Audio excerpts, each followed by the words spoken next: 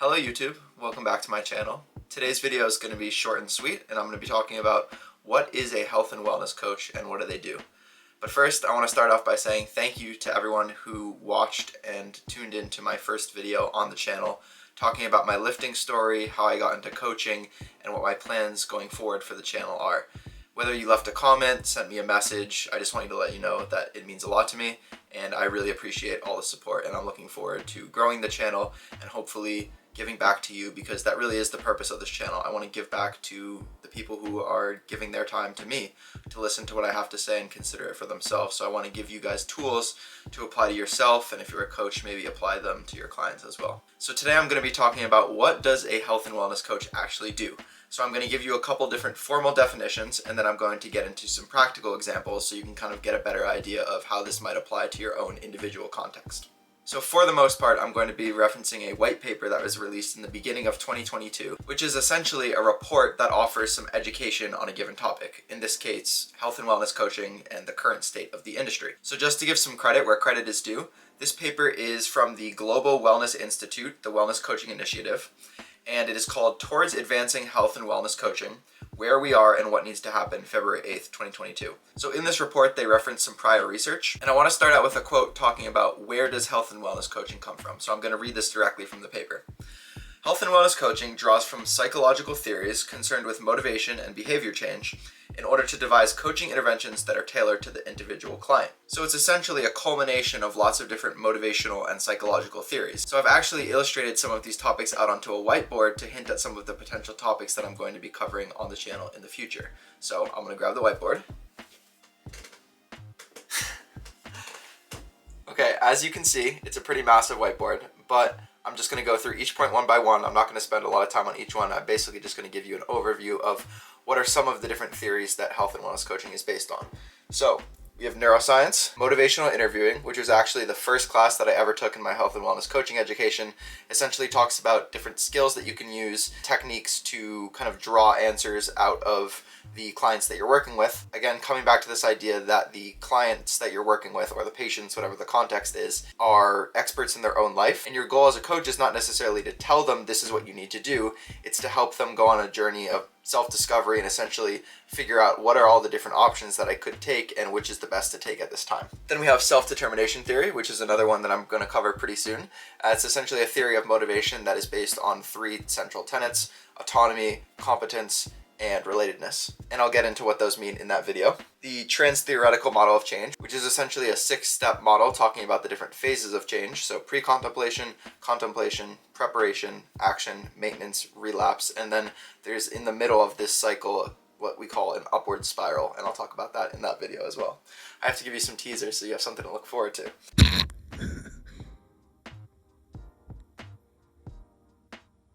I don't find you funny. Then we have positive psychology, which I believe Martin Seligman was one of the pioneers of that. Then we have cognitive behavioral principles. I really hope you guys can read this. I'm trying to angle it while I'm reading them. Social cognition, theories of emotional intelligence, and mindfulness. Mindfulness is a really big one that I want to spend some time on. So that should just give you an idea of where the channel may be heading in the future. I now actually want to get into some of the proper definitions for what health and wellness coaches do. So now we know what are some of the theories that make up health and wellness coaching. We know it's kind of about behavioral change. I've mentioned this term client-centered. So what I'm going to do now is read some of the formal definitions from researchers and both from the actual boards themselves.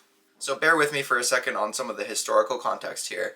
Health and wellness coaching is a relatively new field within the past 10 to 15 years, so a lot of the research is kind of emerging in terms of defining the field and then also making sure that it's accredited. The leading research group in 2013 was led by Wolliver and colleagues, and they reviewed published literature from 800 abstracts to define health and wellness coaching.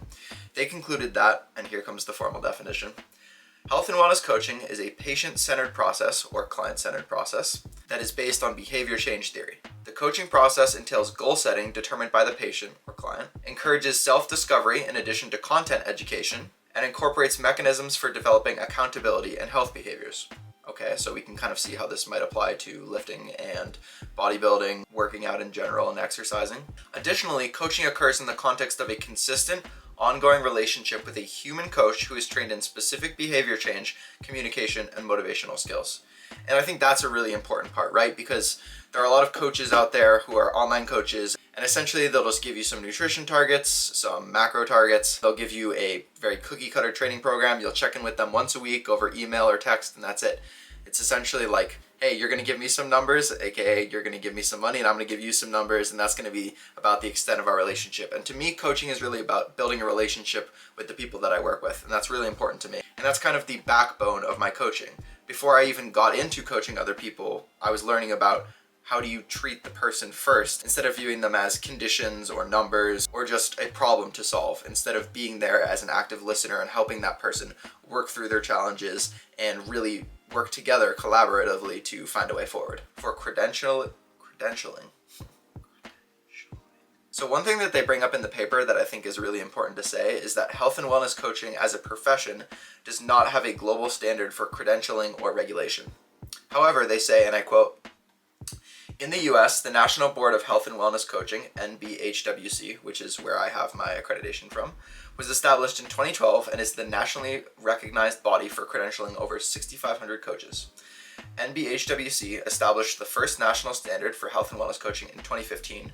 The board emphasizes the importance of the coach, positioning the client as the expert of their own life." That's kind of what I was referencing and alluding to earlier. Their published definition is, quote, "Health and wellness coaching is a client-centered, collaborative intervention whose primary aim is sustainable lifestyle change." And I think we all understand how important it is for something to be sustainable. When that comes to nutrition, exercise, routines, it has to be something that you can see yourself doing over the long term, or else it's not going to stick. And that was one of the first things that was really emphasized during my health and wellness coaching education. Whilst coaches bring defined skills and knowledge to the process, so in this instance, somebody might have a degree in exercise science like myself. They may have been coaching people for 20, 25 years. They might be a world record powerlifter. They might be a champion bodybuilder. These are all sort of credentials that somebody might have. And again, while we recognize this, the goals selected are client determined and relate specifically to the health and wellness needs, with the coach positioning the client explicitly as the expert in their own life. And that kind of relates back to the autonomy principle that comes into play when we talk about self-determination theory as a theory of motivation. Client accountability is central to the process, and that's the last line. And that's true as well, right? Like, you can't do everything as a coach. You can give people tools, but ultimately it's still on them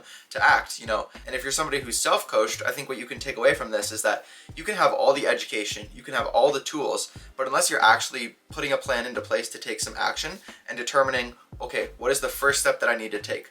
Ranking things in order of importance, which is another thing that I'll talk about. I have a video planned on goal setting. How do you determine priorities?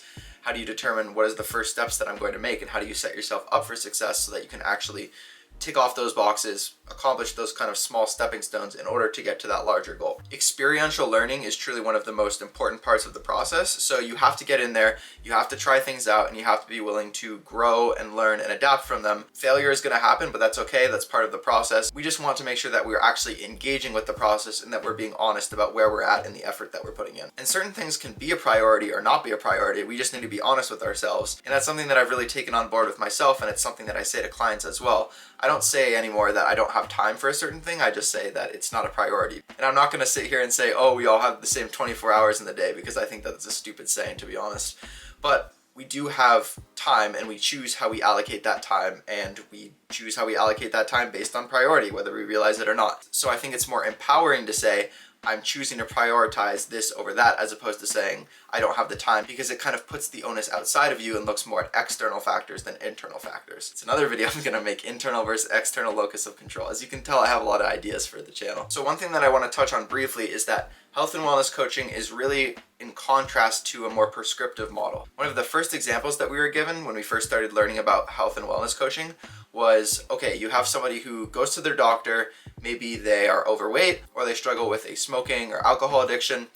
A lot of time people know that they need to change. They know that they need to lose some weight. They know that they need to cut back on the smoking or the drinking. So it really doesn't help to have a medical professional coming in there saying, you know, you really got to lose that weight, or you really got to cut down on the cigarette smoking. They know these things. What it's really about is figuring out where there's friction, what we call ambivalence. So knowing that you want to make a change, but there's something preventing you from making a change, and figuring out why is there this resistance, and kind of working through that, getting to the bottom of that, asking questions figuring out the deeper reasons behind why we take certain actions, that can be really powerful in moving you forward. So I'm going to give a couple practical examples of what does client-centered coaching look like. The first example I'm going to give is somebody comes to a coach wanting to get stronger and they happen to be overweight. And the coach says, okay, we're going to start by losing 30 pounds or something like this. And if you haven't sat down with this individual and discussed, is this something that you actually want to do? Is this something that you're open to doing? What you're essentially doing by saying you need to do X, Y, Z, you need to do what I tell you, this sort of drill sergeant mentality, is that you're stripping the client of their autonomy. Again, coming back to one of those central pillars of self-determination theory, which is one of the primary theories of motivation that ultimately makes up the health coaching framework. So in this example, the goal of losing weight is not self-directed, it's coach-directed. So this would be an example of something that is not client-centered coaching. Let's talk through another example. So in this case, somebody does come to a coach and they do want to lose some weight. And the coach might get some photos of their physique and where they're currently at. And they might say, wow, this person has a good amount of muscle, they've got a good shape to them. Maybe they coach people who have physique-related goals typically. Oftentimes, people who are bodybuilders do some sort of online coaching, and so they might get a lot of people who might not necessarily want to look like them, but they know, hey, this person knows how to lose fat and build muscle, etc. And the coach might say to that client, hey, have you thought about competing? I think you could do really well. And so they're kind of planting the seed in the client of like, oh wow, like my coach thinks I could do well. And they might say yes to that for the wrong reasons. Maybe it's external validation, maybe it's wanting to please the coach. And I think that this can create a very unhealthy dynamic between the coach and the client, not only because it wasn't their goal in the first place, but because now there's kind of an expectation of, oh, I need to do this in order to make sure that my coach is happy, instead of saying, is this actually what I really want? And in this example in particular, that person might not be prepared for the experience. They might have no idea what that really entails. They might have come just wanting to lose a couple pounds, and now they're going into a full-fledged contest preparation, not even really knowing what they're signing themselves up for.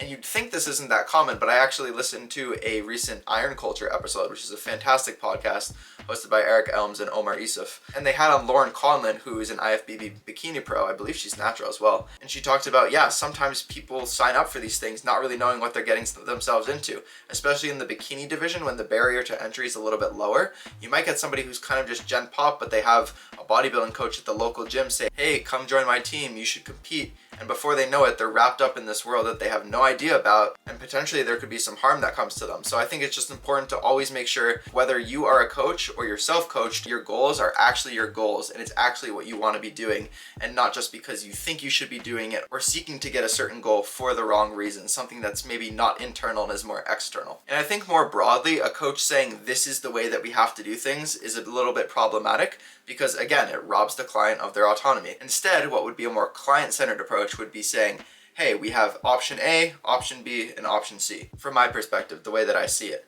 Option A has these pros and these cons, option B has these pros and these cons, etc. And asking them which one of these options sounds like something you want to pursue.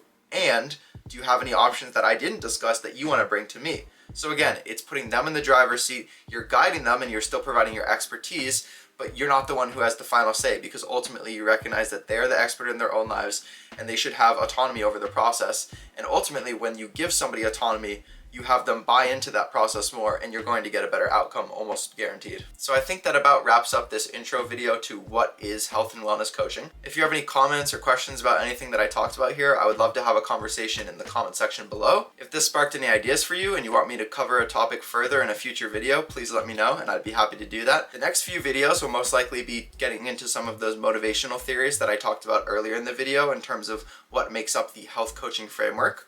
Although I probably will be sprinkling in a couple more fun random topics here and there, like reviewing some of my old training footage. I think that will be a good one. Talking about my exercise science education, as well as touching on topics related to mindset that might not necessarily fit within the scope of health and wellness coaching, but are things that I talk about with clients or apply to my own process, and that I think relate to bodybuilding as a whole, but might not necessarily get talked about a ton. So that's going to wrap up this video. As always, I appreciate the support, and I'll see you in the next one.